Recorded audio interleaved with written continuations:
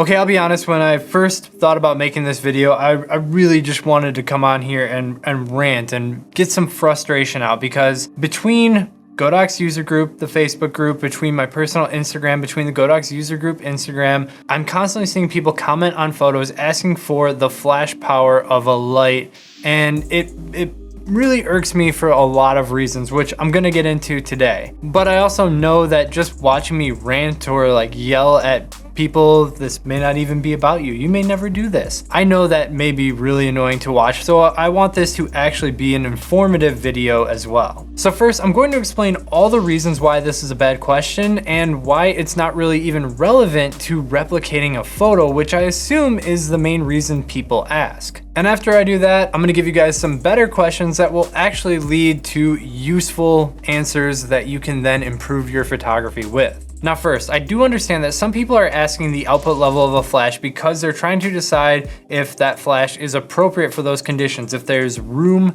for that flash to be modified even more. And for that, I've made a video that is an excellent resource on that entire topic, and you can see what multiple flashes in multiple modifiers at multiple distances, at high speed sync and standard sync, you can see how all of those things influence what you can get out of a flash in bright outdoor conditions, because it's such a popular question. So if you want to check that out, that video is in the top right corner. But a majority of people are either beginner photographers or beginner flash photographers, and they are asking because they want to replicate that photo, and they think that if they have that flash power and they have that flash, that they can then go and make that same exact photo, and it's not going to help you at all. Here's why. You're probably asking this on an image that someone has shared, maybe a behind the scenes setup, or they have their camera information, the EXIF information. So you know the shutter speed, you know the ISO, you know the aperture that the lens was shot at. It still doesn't matter if you have that information. Why? First off, camera ISOs are not equivalent across camera brands or sometimes even models, meaning my ISO 100 on my Sony a7R IV might not be equivalent to ISO 100 on a Fuji X-T3, Nikon D780 or Z7 II, Canon 5D Mark IV. They all have a little bit different of an ISO scale, and while they may move equivalently, they don't start at the same base point and therefore are not equivalent. Next up, even if you have the same camera so that you can perfectly match somebody else's ISO, you're not guaranteed to get the same light value through your lens, because lenses use the f-stop number. That is what controls the aperture, but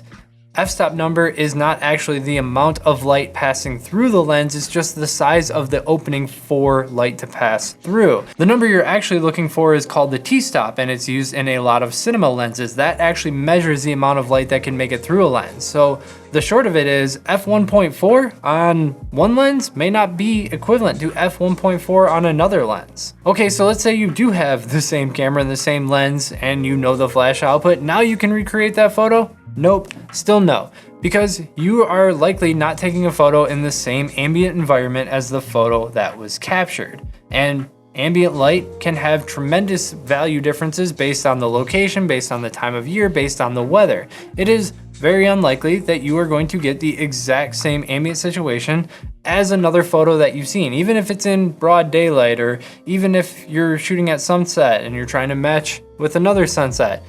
They're just not going to correlate. Those settings are not going to apply equally. All of those things also point to why you shouldn't be asking for settings in general, because it's not very useful. It's not like you can use those settings to reapply.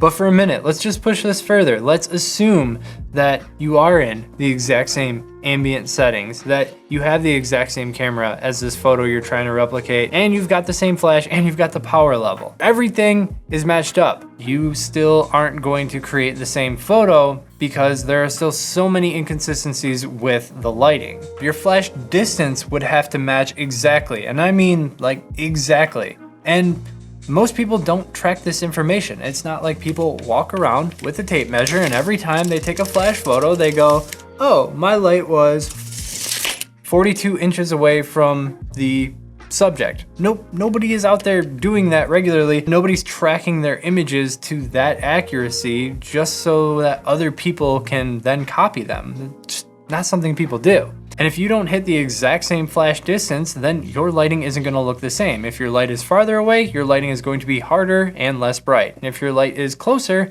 then it's going to be softer quality of light and more bright. On top of that, your light modifier would have to be identical also. This means the same exact size, and this means the same exact model or brand. All of this because diffusion, the reflectiveness of the material on the inside, those vary across different types of softboxes, even if they're the same size. For instance, I have two 28-inch softboxes, and one puts out 2/3 of a stop of light more than the other one simply because of the reflectiveness of the material on the inside. Next up, the light would have to be pointed at the subject at that exact same distance with the exact same modifier. It would have to be pointed in the same manner. Some people might point a light directly at their subject, and other people might feather it across their subject a little bit more. That's going to affect the intensity of light and therefore the output level of the flash. And if all those reasons weren't enough, we of course have editing. Some people dodge their images, some people are burning parts of their images, some people are adding contrast or reducing contrast, and all of that influences the final result. And trying to mimic someone's editing with knowing their flash power and their flash modifier and everything, it's just not enough information. And that's basically the gist of it. All of those reasons combined, I think I named about 8 of them, are the reasons why no matter how detailed of a post you have, unless you have all of that information I just listed, the flash power is kind of irrelevant to you. So hopefully you guys now understand the futility in trying to use settings, camera settings, and lighting output levels, and just copying the placement of a lighting.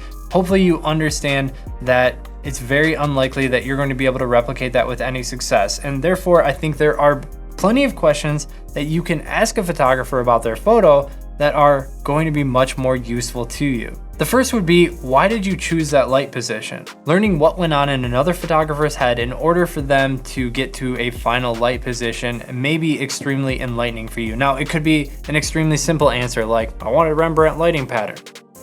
Okay, that's why you chose that lighting position, but maybe it was something like, I wanted to avoid that incident highlight that appears on his bald head. It could be a very minute reason that they chose that specific light position, but regardless of that, I think the answer that you get in defining that light position is much more helpful to understanding why people use lights in certain ways. Second, can we see a straight out of camera version? Now, you are not entitled to this, and photographers may completely ignore this request, and they're right. Most of us tend to share finalized photography, especially working photographers. Now, if someone's sharing for educational purposes, they may be sharing the straight out of camera just out of their own decency so that you have a better understanding. But this is worth asking because if you see a straight out of camera image, then at least you can separate what happened in post-production versus what happened in the natural lighting. And it's often very humbling to see the starting point of a great image because a lot of times it can be excellent post work that made the photo really sing or really look amazing. And sometimes it is the work that was done in the lighting. Oftentimes it's a combination of both, but being able to separate that so that you know what was done in person versus what was done on the computer can be really helpful for you. And the final question, how did you communicate with the subject to get that expression? As photographers, we get lost in the sauce with what light did you use? What light modifier did you use? What position, what output, on what camera, with what lens, right? What time of day? What photo software did you use? What presets did you use? What retouching techniques did you use to finalize that photo? And nowhere in there do we ask the questions, what happened between you and the subject in that photo? What did you say to them? How did you communicate? What were the circumstances surrounding this? What was the purpose of the photo shoot? And when it comes to an amazing photo, I think there is more meat in that section than there is in any of the gear aspects or any of the editing aspects. That will end up improving your photography way more than just knowing what lens it was shot with or what type of retouching technique was applied to it. All right, this video is definitely odd and I don't tend to make videos like this too often, but I've seen the question enough that I just wanted to make something that I could point to tell people why you really should just stop chasing that information. Your focus is on the wrong type of information and hopefully provide something that is more useful instead. If you enjoyed this video, make sure to hit that like button, subscribe if you want to see more of my videos, and until next time, keep on shooting.